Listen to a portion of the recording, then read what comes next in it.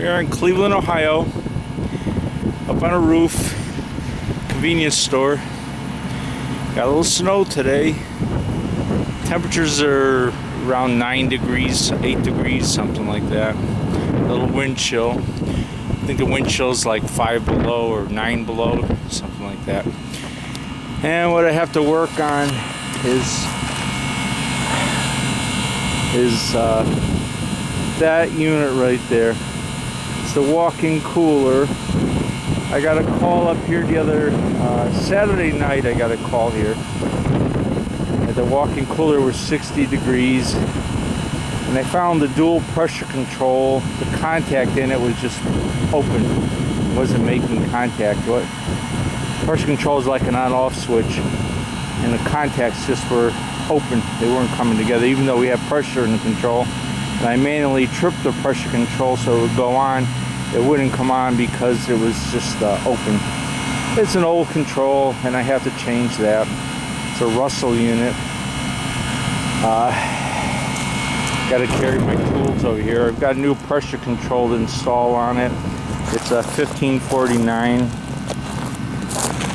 Let's see this way.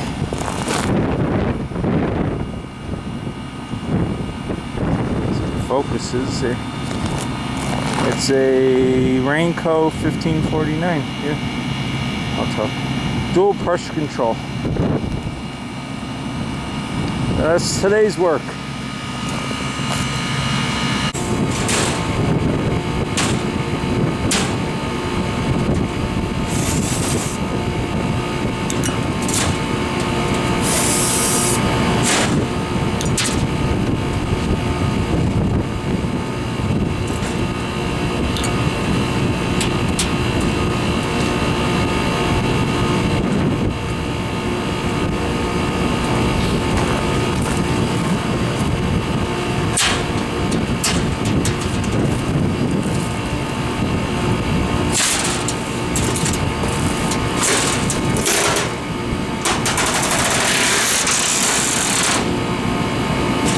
Different design.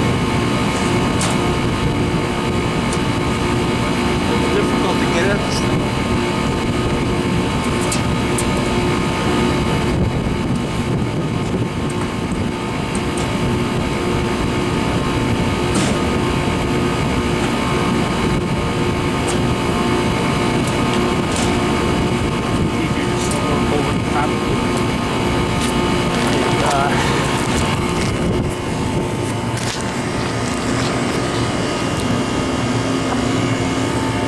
That's the control right there. And what I did was I put the two wires together on it, the bypasses, so it stayed in the on position all the time because it was just open. And it wasn't pulling the contactor in. So by putting the wires together, the compressor would run.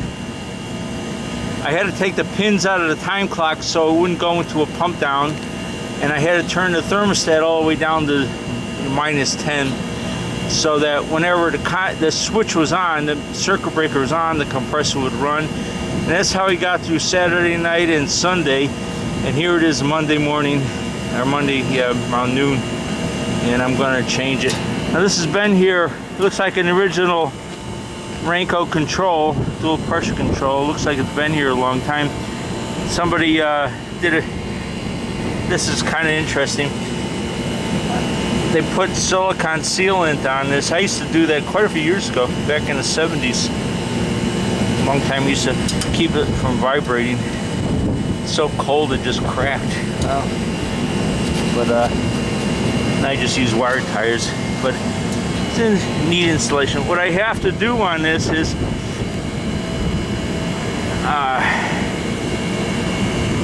I can't just pump this down because I have to hook into the high side. So what I have to do is reclaim the refrigerant out of it. Now here's something interesting. This is the old type of tags on it. This is a Copeland compressor, the old metal tags, and they stopped using these. The problem with them was people would, some moron refrigeration guy would put his screwdriver under it and break the spot welds off and take the plate with him, so that he would be the only one that knows what compressor that was.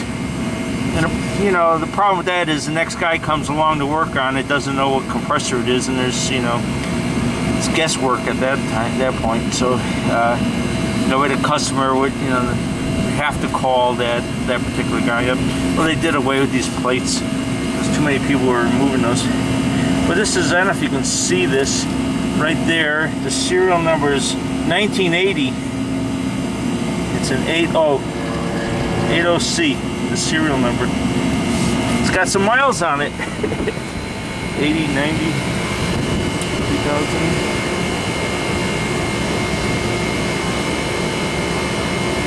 Yeah, it's an old compressor, boy.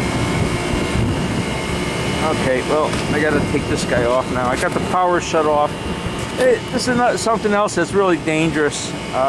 What they did here is they have an electrical room, and the electrical room is over there down, and the time clock is in that electrical room.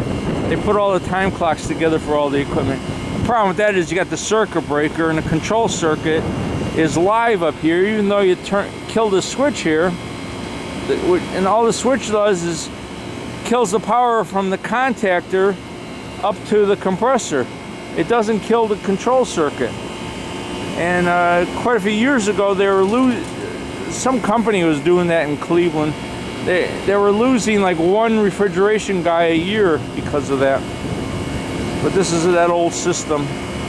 One store, the other store this fella has, I redid all of that. It'd be good to redo it here too, but it means running a lot of wires. Okay, time to change this thing.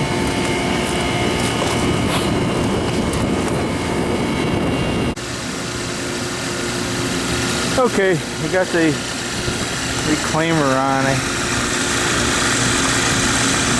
Gauges hooked up to the high side on the liquid receiver tank and the low side. And I'm running it through the gauges, through the reclaim pump,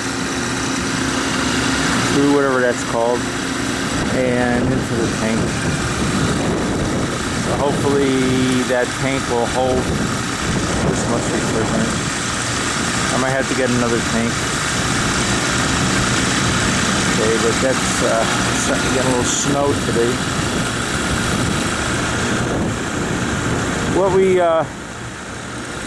What we get here is Lake Erie is in that direction, and Cleveland is in that direction, the city. And the wind is coming from northern Michigan and Canada. And what happens is the wind comes across Lake Erie, picks up moisture, evaporated moisture out of the lake, isn't frozen over yet, and it turns it into snowflakes. And Cleveland gets snowflakes. It's called a snow belt. They call that the snow machine when that happens. It will actually form a belt, just like a throughway. And you can see it on the radar. The snow will come in a band right over the lake, and right to it usually goes to the east side of Cleveland, between Cleveland and Buffalo in that direction. And you can be driving in that snow. It'll be a whiteout. You can't see anything. You can barely see the tail lights in front of you, and it's a whiteout. And all of a sudden you drive right out of the whiteout, and it'll be a sunny day, and the road's dry, and it's perfect. It's a phenomenon. It's a snow belt. It just comes right in to that one area usually, and it's constant, pretty constant. There's a few places on Earth that happens, but I was driving in that snow belt one time, and it was a whiteout. I couldn't see anything. And I drove right out of it, and all of a sudden it was a sunny day. I was amazed at how that was working. It was just like a wall of snow behind me. But that's the snow machine, it's called, coming off Lake Erie. And a little wind coming. You can see the American flag over there blowing. Good old American flag. From that school. There we got a little wind. It's coming right this way. But I'm taking the gas out of the system right now.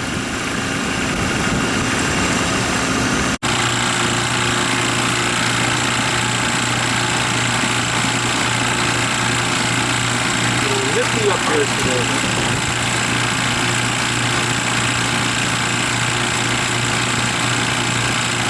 The way this was mounted was held on by a nut and this electrical connection.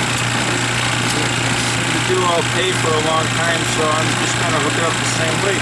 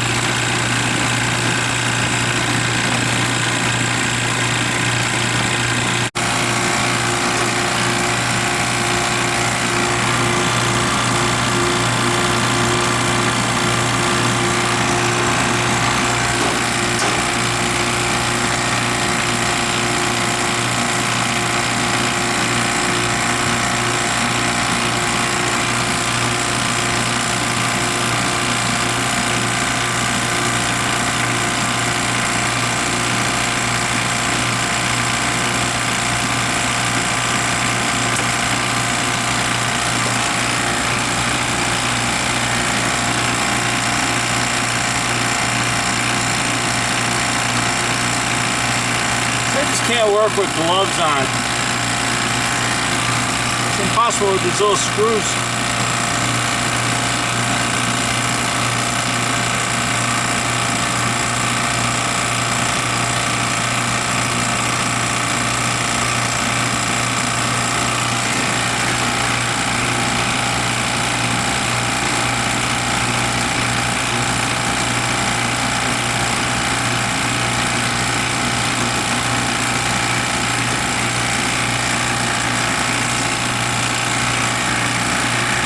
Okay, we're down to pretty close to zero. We are at zero, actually. Hopefully it's not vacuum. Now,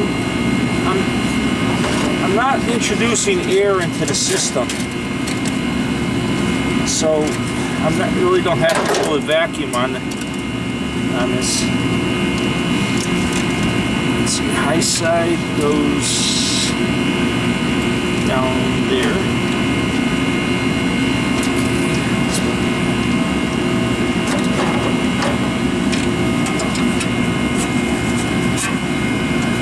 What I like to do is put a tight curl on this to take up the vibration.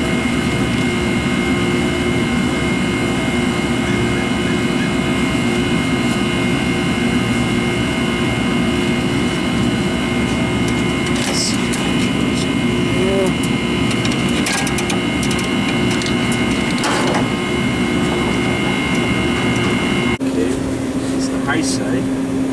Coming off the bottom of the compressor.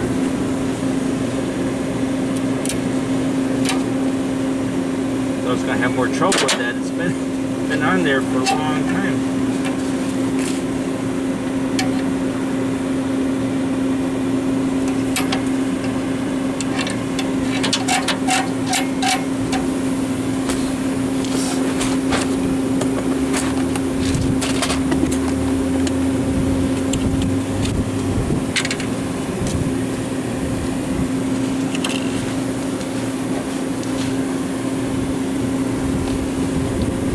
Leak lock is it's cold. It's not going to want to come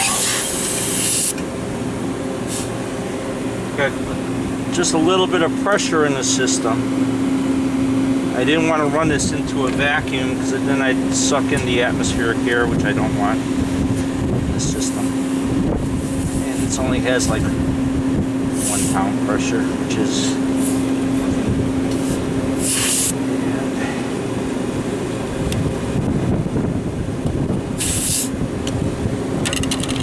sucked in air into the system or got nitrogen in it or whatever. Then I'd have to pull a vacuum on it, which I don't want to have to do today.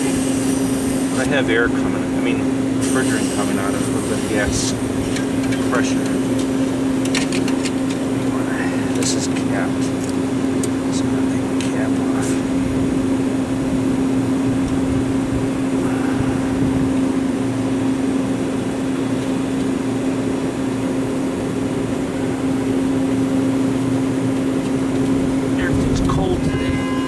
Cooperate. There we go.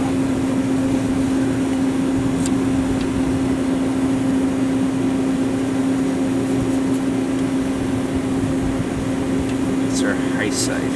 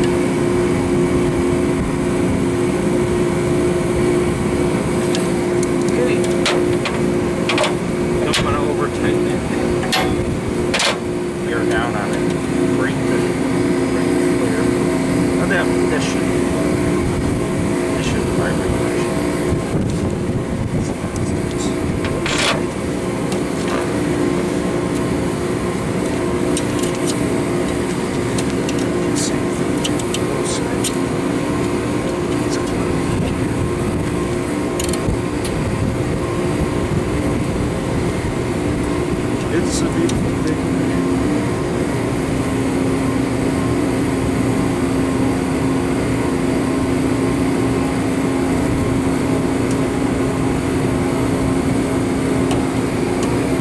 One of my sons used to watch Mr. Rogers when he was young.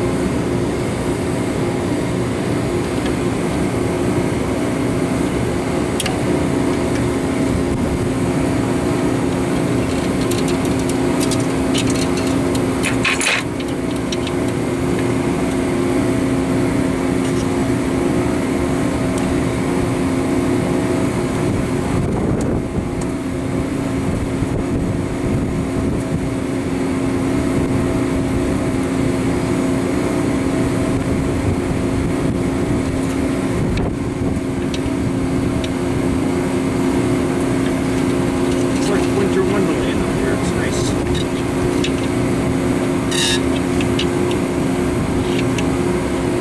This guy, Hard Cooling in Los Angeles was asking me how winter was. Well, here, this is how it is. Wish I was in Los Angeles. My work without growing.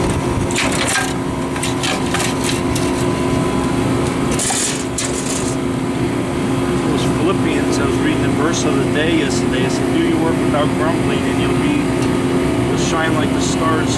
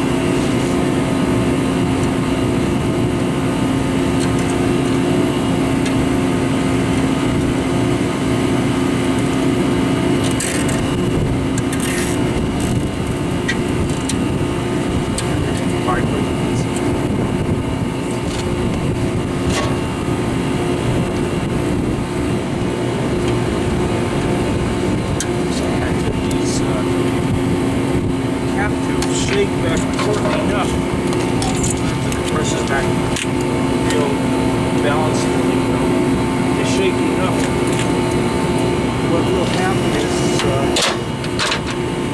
it'll break over by the control. Now we're going to check this. Check my pressure settings here. So I have 20. This is the cut-in here, and this one's the difference. So this one's set for cut-in for 20 pounds pressure, and this difference is 15 pounds. So what it does fundamentally, it runs until it hits 5 pounds difference, 15 pounds difference from 20, which is 5 pounds pressure. So it kicks in at 20, and kicks out at around 5 pounds pressure, which is fine. Just a little bit above zero is good. It may even be zero, but and my head pressure setting on this is 350 to 450, a little over 350. It's an R22 system still, so we leave it like that. So what I'm going to do is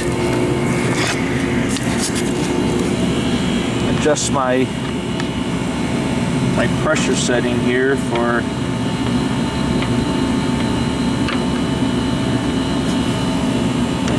the cut in is at 20.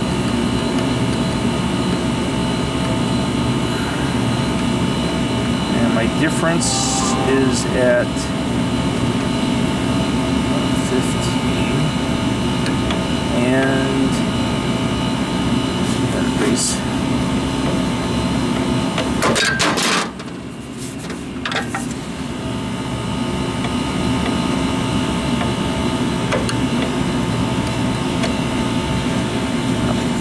That's good. Okay, now I have to put gas back in the system. Put the gas back in the system and then turn the power on and test it out. Okay, we're charging it up now, putting the gas in it. What I want to do is check it for leaks, but my leak detector looks a little like a slushy here. I don't think it's going to work too good.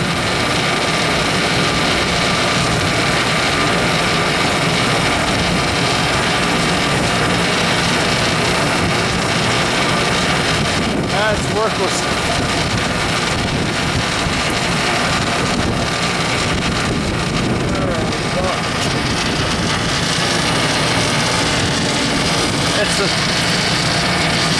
It's a leak detector solution. Oh well.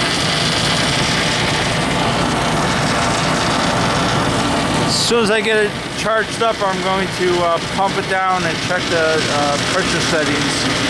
That's next. Okay, this is pretty amazing. This system's been like this for like 36 years. It's R22. It's got no head master valve on it. No pressure regulating device. Head pressure regulating device. There's no fan control on this, so the fan stays running all the time, all winter long. It's full of gas now, and it's R22, and I have 93 pounds head pressure. An evaporator is 2.5. And this is how it's been working for 30 years, 36 years. That's just amazing. You know the saying, don't fix it if it's not broke? Oh well. Okay, now I'm going to pump the system down and check the cutout pressure. I have to hurry because my battery's low. So if this quits before the end, you'll know where everything seems to be working pretty good. Not much vibration in the line, the capillary tube lines. Okay, front seat of the king valve. This is the liquid line going to the compressor downstairs, a case downstairs. Liquid receiver tank. Refrigerant fills up in here, goes out of here down to the expansion valve. Through the case, absorbs heat, comes back up here into the compressor through the suction line. This has a suction accumulator on it, which is a good thing. That's probably why this compressor has lasted so long. See, now we're dropping our pressure down,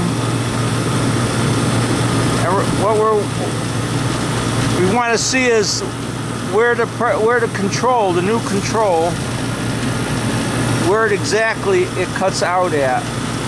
So it's at 18.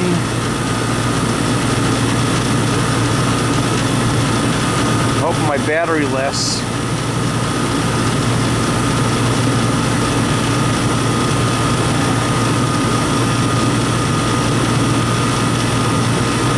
So all the gas has to go through the evaporator coil downstairs and come back up through the compressor into this accumulator.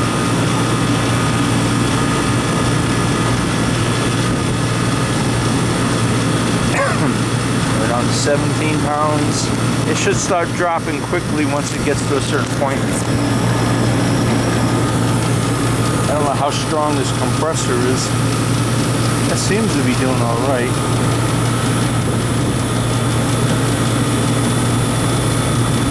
On 13, 12, 11. This is the differential setting. Okay, it kicked off at about 8 pounds pressure, something like that. And now the pressure's building up. The gas that's in the line is expanding a little bit. And it's set near 20 cut in. So 22. Okay, cut in at 24. What I'm going to do is lower the setting on it.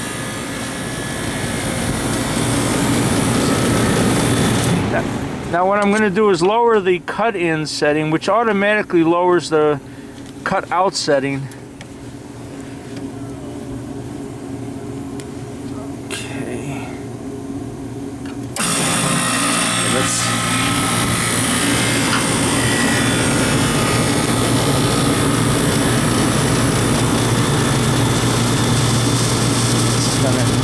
down to 6.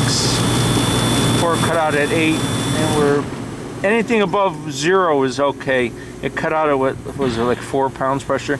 Now, there's still gas in the line expanding. That's why it's going on and off like that. And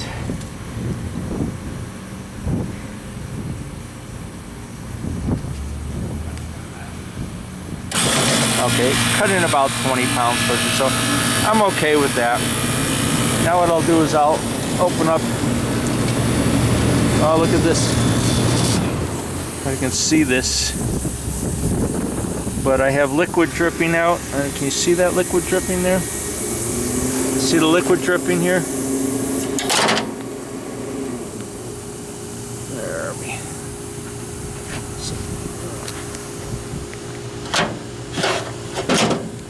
There's a little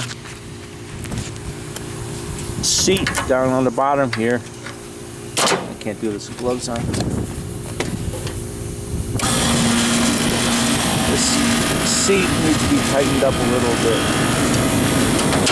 See, it stopped dripping now. That's how you correct that. Okay, now what we're going to do is open this all the way up.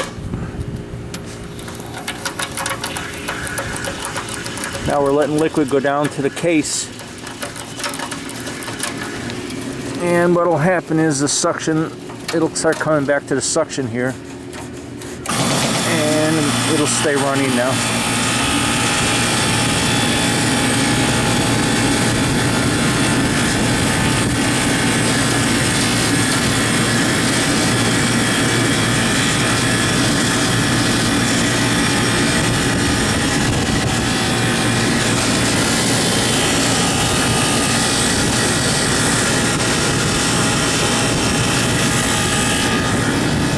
Okay guys, that's about it. You got it, it's working pretty good.